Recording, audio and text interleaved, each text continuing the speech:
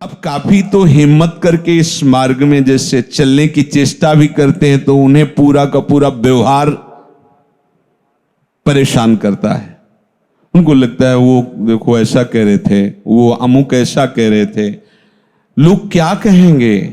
कई तरह की उनके अंदर ऐसी वृत्तियां आ जाती हैं जो ये लक्ष्य भूल जाते हैं कि अब हमें जन्म मरण के चक्र में नहीं पड़ना। अब हमें जो भी कर्म प्रभु की प्रेरणा से होंगे वो केवल कर्तव्य पालन के लिए होंगे, उनसे हमें कोई लाभ की आकांक्षा नहीं, लाभ तो प्रभु की कृपा से होगा। ये बात अंदर बैठा लिए। श्री देवर्षि नारद जी ने एक सूत्र में कहा, लोकहानो चिंता न कार्या निवेदितात्म लोक वेदत्वात्। उपासक को चाहिए कि लोक हानि की चिंता को पहले तिलांजलि दे दे, तब इधर कदम रखे। लोग क्या कहेंगे ये बात हटा दीजिए। और लोक हानि की चिंता की अगर ये हम नहीं करेंगे तो हमारे पितर नहीं तृप्त होंगे, या ऐसा नहीं करेंगे तो ग्रह नक्षत्र खिलाफ हो जाएंगे, अगर शुक्र और शनि ये सब खिलाफ हो गए तो हमारी सब वासनाएं जो पूर्ण करने की बातें हैं वो सब नहीं हो पाएंगे। बहुत सी लोकवत बातें उपासक जो सुलझा हुआ नहीं है वो इनमें फंस जाता है। ठीक है, भक्ति तो करनी चाहिए, पर पितृ तर्पण और पिंड दान आदि करना, जैसे पितरों का समय, ये तो शास्त्रों में लिखा है ना। आगे के श्लोक में प्रभु स्वयं कह रहे हैं कि शास्त्र रूपी जंगल से जो निकल गया वही हमारा मार्ग पा पाता है। पहले तो माया का जाल है, फिर शास्त्र जाल है, शब्दों के जाल में। तो इसीलिए गुरु रखा गया है, वही है जो संसार के जाल से हटावे और शास्त्र जाल से भी हटावे, और शुद्ध हो चले आपने धर्म रसकन सो प्रीतम का है, कबहू काल वृथा नहीं जाए। चलो ये मार्ग, सीधे मार्ग पकड़ो। नहीं तो इतनी बातें शास्त्र में भी हैं कि आप प्रमाण दोगे कि ऐसा लिखा है, ऐसा न करने वाले क्या। कुछ भी करे, अगर पितृ ऋण से, मातृ ऋण से, ऋषि ऋण से ऋण नहीं होता, उसे नरक की प्राप्ति होती है। उसके लिए एक ही शब्द है। एकादश स्कंद में भगवान कह रहे हैं, जो मेरी भक्ति करता है उसको मैं तीनों ऋणों से मुक्त कर देता हूं। मैं प्रभु कर देते हैं। सब पितरों के पितर कौन है? प्रभु ही तो ना। सबके बाप के बाप हैं आप, और उनकी हम सेवा में है तो आप ही सब रूपों में सबकी सेवा हो गई। ये उपासक को भगवत चरणारविंद की प्रेम मार्ग की उपासना वाले उपासक को कभी इन बातों पर ध्यान नहीं देना चाहिए। यद्यपि वो शास्त्रों में है, पर उन सब का जो फल है, हम उस फल भूमि पे आ चुके हैं। हम उस जगह आ चुके हैं जहां एक चुल्लू जल देने पर पूरे विश्व को प्राप्त हो जाता है। हमें इधर उधर नहीं भटकना है। तो लोकहानो चिंता न कार्या, बिल्कुल लोक हानि की चिंता नहीं करनी चाहिए।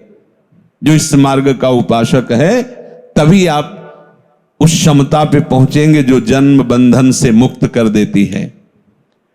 वेदत्वात्, शास्त्रों के उन्हीं सिद्धांतों को केवल पकड़ना जो गुरु जी कहें। मेडिकल स्टोर में सब दवा ही होती है, लेकिन वो किसी एक मरीज के लिए नहीं होती है कि जो चाहे वो दवा ले ले। उसके लिए डॉक्टर चाहिए, और डॉक्टर आपको देख के कि आपके लिए कौन सी आवश्यक दवा रही वो देता है। ऐसे ही कहा गया है कि भगवत प्राप्ति गुरुमुख से होती है। सब शास्त्र हैं मेडिकल स्टोर, और हम जितने उपासक हैं सब मरीज हैं। पर हमारे लिए नहीं कि हम ऐसे गए मेडिकल स्टोर से खरीद के खा लें तो रोग चला जाएगा, नहीं। इसके लिए गुरुदेव रूपी डॉक्टर, सदगुरु वैद्य, बचन विश्वासा संयम यह न विषय के आशा, वो हमको बताएंगे कि तुम्हारे लिए ये दवा ठीक है, ये ले लो।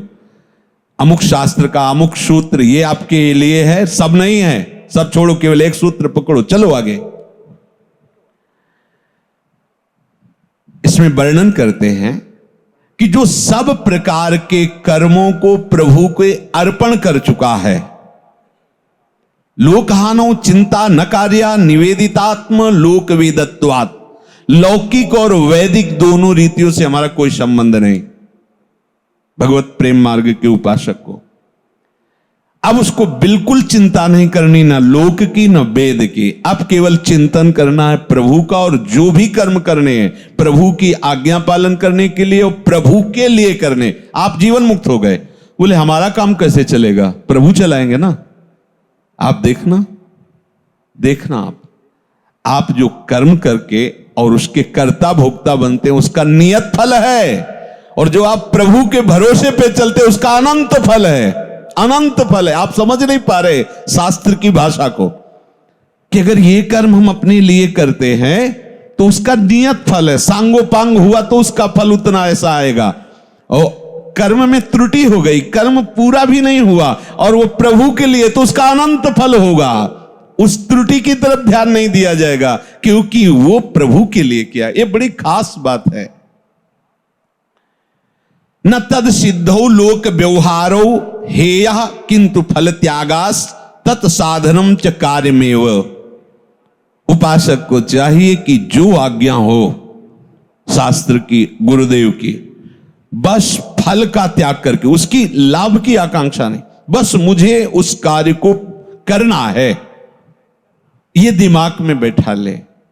पर ये नहीं बैठेगा, क्योंकि यहां तो अभी आपको समझ में आएगा, जहां बाहर गए तो आपका घर, आपका मकान, आपकी दुकान, आपका परिवार, आप भोगता, आप करता, यही चल रहा है, यही अंदर चल रहा है। ये नहीं आता कि नाथ सकल संपदा तुम्हारी, मैं सेवक समेत सुत नारी।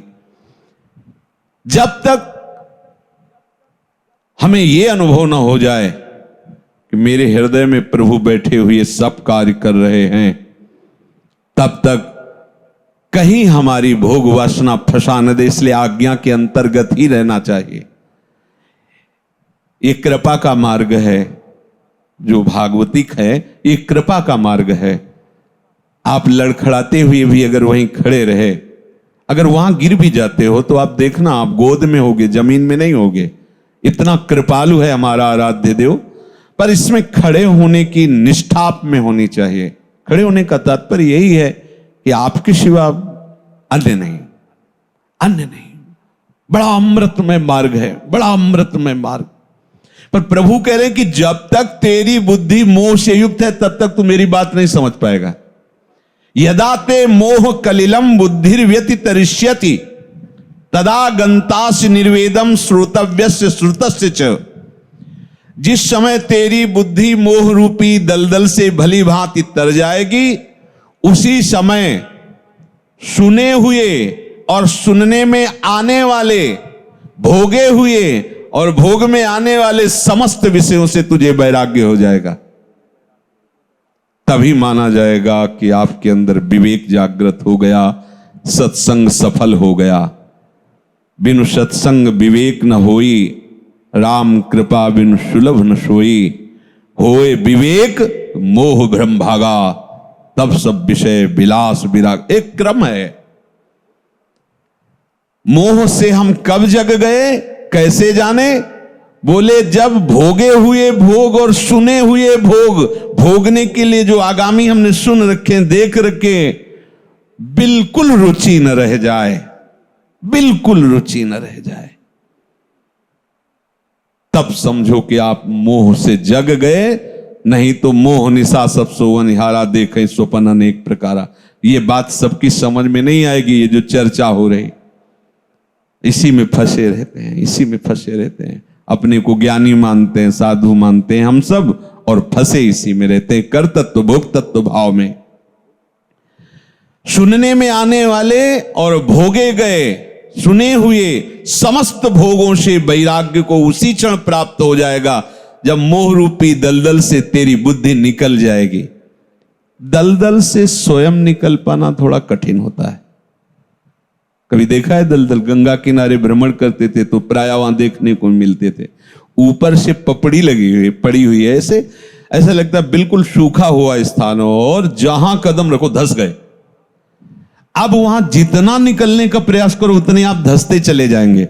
अगर उससे निकलना है तो प्रयास रहित हो, बिल्कुल हलचल नहीं, और निकला हुआ कोई पुरुष बाहर से वो आपको कपड़ा पकड़ा दे, हाथ पकड़ा दे, अब आप उसे कस के पकड़ लो, और वो जब आपको इशारा करे हाँ, तो फिर पूरी ताकत निकलने के लिए तुम भी लगाओ और वो भी लगावे, तो फिर आप दलदल से निकल जाएंगे।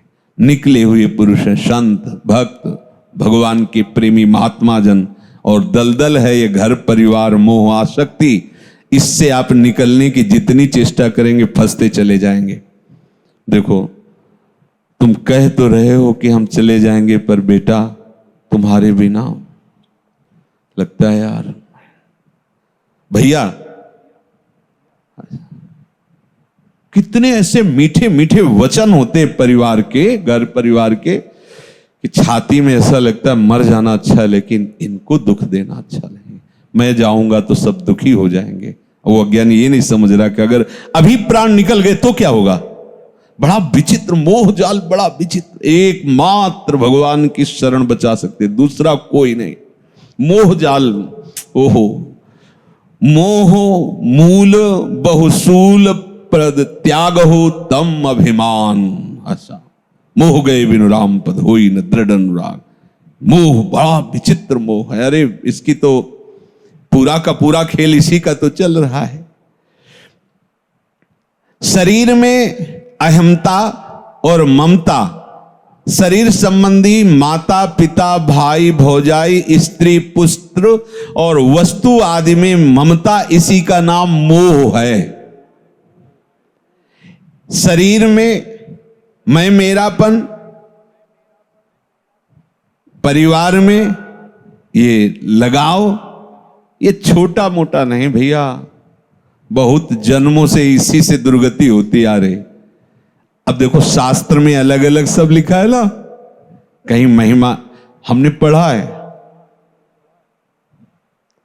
जिस पुरुष के एक भी संतान नहीं होती उसे पुत नामक नरक में गिराया जाता है। आगे भगवान जो श्लोक कहते हो इसी का इशारा कर रहे।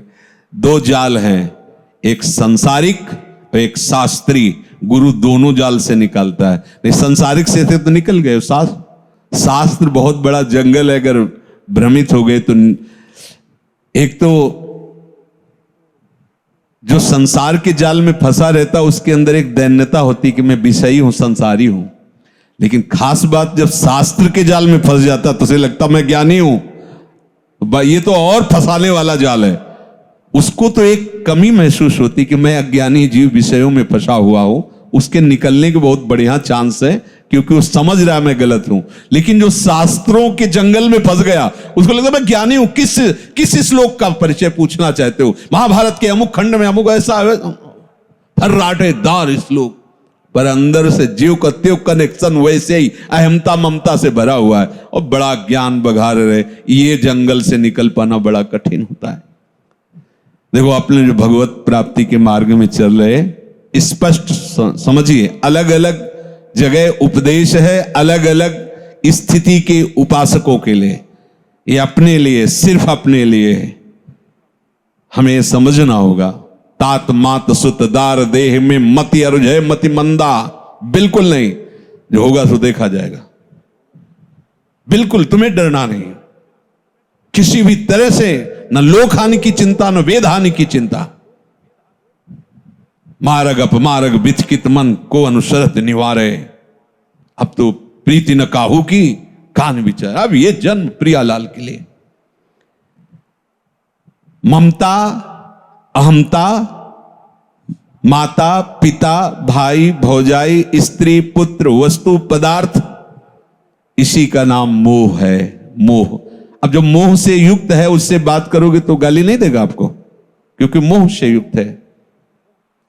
किसी उपासक ने किसी से कहा कि इस शरीर को जन्म देने वाले जो माता पिता वो अमुक ऐसे, तो अपने को बहुत विद्वान समझने वाले उन्होंने कहा कि इतना तुम ज्ञानी बन चुके हो कि ऐसे पूज्य जनों के लिए कहते हो शरीर के माता पिता, नहीं तो हमारे माता पिता हो सकते हैं क्या? हमारे माता पिता तो प्रभु हैं, क्योंकि मैं प्रभु का अंश हूं। शरीर संसार का अंश है, तो उसका अधिकार उनको दे दिया गया है, शरीर अंश। लेकिन ममई वांशो, भगवान कह रहे, शास्त्र कह रहा है ईश्वर अंश। हमारा जो स्वरूप है ये तो हमारा कपड़ा है। हमारा जो स्वरूप है उसमें किसी का अधिकार नहीं, केवल प्रभु का है। और कोई भी माता पिता एक रोम बना के हमें दिखा दे, एक रोम की रचना कर दे, एक रोम की, अगर हमारे प्रभु की विज्ञानानंद घन शक्ति ना हो तो कोई नहीं पैदा कर सकता। ये सब खेल हमारे गोविंद का है। वही माता बने, वही पिता बने, वही जगत बने। ये रहस्य जानने के लिए कि वही बने हैं, ये बाद में देखेंगे, पहले ऐसे रकील खींचेंगे। ये नहीं है, सिद्धांत समझिए। अन्वय और व्यतिरेक पद्धति से संसार से मुक्त हुआ जाता है। अन्वय है और व्यतिरेक नहीं है, है और ये नहीं है। बोले नहीं सब में भगवान, बाद में देखेंगे, पहले नहीं है कि रकील खींचेंगे। सिद्धांत को समझना, नहीं इनमें तो भगवान है, तो हम पहले ही मोह में फंसे थे और हमारा मोह भगवान की आड़ में सफल होता रहेगा। पहले रकील खींचनी नहीं है, फिर जब है में स्थित हो जाओगे, ऐसे देखोगे तो है, वही है। अब जो बीच में विकार था मोह, वो नष्ट हो गया, अब तो भी कोई फंसा नहीं सकता। होता क्या है, हम शास्त्र के रहस्य को न जानने के कारण बहुत बड़ी गलती हो जाती है। हम उसी मोह का पोषण, उन्हीं वासनाओं का पोषण शास्त्र शब्दों से करते रहते हैं। पूज्य भाई जी महाराज किसी ज्ञानी महात्मा से जो ऐसे, तो वहां जब गए तो कुछ लीलाएं देखी जो शास्त्र विरुद्ध थी। भाई जी तो अक्षरशः शास्त्र के अनुसार, तो भाई जी ने कहा कि ऐसा ऐसा, तो उनका आप हमसे प्रश्न करो जो जानना है। बोले जानना तो नहीं है, पर ये जो है ये शास्त्र प्रमाणित नहीं है। उनका आत्मा के सिवा कोई है नहीं, पंचभूत भी एक ही है। हाँ, तो आत्मा आत्मा से रमण कर रही है, आपको क्या परेशानी है? भाई जी ने बाद में, उस समय तो मुस्कुरा के चल, बाद में कहा ऐसे अज्ञानियों को जो शास्त्र ज्ञान के अभिमान में है बहुत दुर्गति होती है। अज्ञानियों को, भले तुम दिगंबर हो, भले बागंबर पहनो, भले वस्त्र पहनो, लेकिन शास्त्र के विरुद्ध आचरणों का पोषण कर रहे हो शास्त्र शब्दों से, ये बहुत बड़ा जाल है। इसीलिए गुरु का अनुशासन अगर नहीं है तो कोई भी कभी भी कहीं भी, ये बहुत बड़ा माया का जाल, वहां फंस सकता है। पहले तो लाइन क्लियर करो, नहीं में नहीं। ये बहुत बढ़िया सिद्धांत हमें लगा है जीवन में। ये सिद्धांत, अगर हम ये सिद्धांत सीधे आरोपित करते हैं तो बात सफल नहीं हो पाती, क्योंकि वो ज्ञान विशुद्ध हुआ नहीं, वो भक्ति आई नहीं, और वही शब्द की आड़ में अपनी वासनाओं का पोषण होता रहता है। माता में भगवान, पिता में भगवान, सब में भगवान है, ये शब्द ले लिया और अपने मोह का पोषण करता रहता है। एक बार देखो तो कि है कि नहीं है, हटो पहले। जो संसार राग से हटता है वो अपने आप को जान जाता है, प्रभु को जान जाता है, और संसार को भी जान जाता है। और जो संसार राग में फंसा हुआ, ना अपने को जानता है, ना प्रभु को जानता है, ना संसार को जानता है। तो माता पिता भाई भौजाई स्त्री पुत्र वस्तु, ये जिनका उद्देश्य बन गया है भगवत प्राप्ति, उनके लिए ये कोई पर्सनल विषय थोड़ी है कि बाबा जी है तो ये उसका पर्सनल। अरे हम सब उन्हीं के हैं, वहीं पहुंचना है हमारा उद्देश्य है। और अगर ये चतुराई नहीं सीख पाओगे तो आपको भी पता चल जाएगा आगे, पर जब पता चलेगा तब हम संभलने लायक नहीं रहेंगे। इसलिए पहले से संभल जाओ तो अच्छा। अनुकूल पदार्थ वस्तु व्यक्ति घटना आदि के प्राप्त होने पर हर्ष होता है, एक सुख लगता है। प्रतिकूल पदार्थ वस्तु व्यक्ति आदि के प्राप्त होने पर एक जलन होती, उद्विग्नता होती है। परिवार में विषमता, पक्षपात, मात्सर्य आदि विकार होते हैं। ये महादलदल है, इसी में सब फंसे हुए हैं, इसी में सब फंसे हुए हैं। बड़ा विचित्र दलदल है, बड़ा विचित्र दलदल है। इसलिए बार बार कह रहे कि बिना प्रभु के हटाए हट नहीं सकता, नहीं हट सकता, देखा गया नहीं हट सकता। कुछ स्वार्थ नहीं, कुछ मतलब नहीं, फिर भी ये अपने और ये पराये है। कैसा अब हम मूल में जैसे चलते हैं, एक दिन चर्चा में कहा था कि जैसे हम बिल्कुल सरल भाषा में समझना और समझाना चाहते हैं। चौथी पीढ़ी से शुरू करते हैं। हमारे पर बाबा, उनके 2 लड़के बाबा, फिर उनके 2 लड़के 5, 5 के 25। अब उन 25 में अलग अलग व्यापार, अलग अलग स्वभाव, अलग अलग। लेकिन जब हम बात करेंगे 25 की तो क्या कहेंगे? हम एक परिवार है ना, है ना? ऐसे पूरा विश्व हम एक परिवार है, एक घर के हैं, एक घर के। उनमें से कोई कलेक्टर है तो कोई पादुका की दुकान रखे, तो कोई किसानी कर रहा है, तो कोई कुछ भी। लेकिन हम सब, हमारे ऊपर से चलो, ब्रह्म, मूल प्रकृति, त्रिगुणात्मिका प्रकृति, महत्त्व, अहंकार, और ये सब फैल गया पूरा। ये है कौन? अगर परबाबा से शुरू करें तो हम सब एक ही बाप के बेटे हैं, एक ही परमात्मा के। ये सब, ये मोह का ही तो खेल है। अच्छा बुरा, तेरा ऊंचा नीचा, ये सब अब नहीं बर्दाश्त करना। ये समझ गए? जब कोई उत्सव होता है ना तो 2500 बैठते हैं, चाहे शोक उत्सव मनाया जाए या हर्ष उत्सव। बोले वैसे तो हमारी पटरी नहीं खाती, पर हमारे सब परिवार के हैं, बस ऐसे ही हमें देखना है। उदार चरिता नाम वसुधैव कुटुंबकम, सच्ची मानिए। हरि की नाभि से ब्रह्मा जी, और ब्रह्मा जी से हम सब, पूरा क्रम से आओ। अब इनमें कौन ऊंचा और कौन नीचा, कौन उत्तम और कौन लघु, ये सब मोह के कारण दिखाई दे रहा है। इस मोह का त्याग करने पर फिर पता चलेगा हम एक ही बाप के हैं, एक ही घर के हैं। ये जितना सब ये शास्त्र का जाल है, इससे ऊपर उठना पड़ेगा। एक ही घर के, एक ही बाप के हैं, एक ही जाति के हैं, एक ही वस्तु के बने हुए हैं, बिल्कुल अलगाव नहीं। स्वभाव कर्म के अनुसार अलग अलग। एक है कलेक्टर बना हुआ, तो एक है किसान है, एक है व्यापारी है, एक ऐसे, पर है सब एक का ही। ऐसे कोई आचरणों से बुरा तो राक्षस, आचरणों से दैव तो दैवी देवता आदि, आचरणों से तो मनुष्य आदि, लेकिन है सब एक ही पिता के। है ऐसा भाव? नहीं हो रहा। एक छोटे से घर को अपना मान लिया, 4 व्यक्तियों को अपना मान लिया, शेष फैला दिया परायापन, लड़ाई झगड़ा शुरू, मान अपमान, निंदा स्तुति। यह है मोह कलिल, दलदल, जिस कलिल में फंस करके हमारी दुर्गति होती चली आ रही। अब हट, स्पष्ट शब्दों में कह रहे, शरीर में अहमता, शरीर में ममता, शरीर के संबंध में माता पिता भाई भौजाई स्त्री पुत्र वस्तु, इसी का नाम है मोह। बहादुर हो, हट के दिखाओ, मोह से हटो। जगह जगह बार बार सभी उपदेश दे, यही फंसे हैं, चाहे जितना उपदेश हो, यही मैं मेरा तू तेरा। ये सब का सब कलिल है, दलदल है। इस मोह रूपी दलदल में जब बुद्धि फंस जाती है तो ये परमार्थ की बात वो सोच भी नहीं सकता। बस इतना ही है, कमाओ खाओ, लड़का बच्चा परिवार, वो इतना ही समझता है। इसके बाद जो दुर्दशा का समय आता है, फिर अब खो गया मनुष्य जीवन। अब पता नहीं कब अवसर आवे।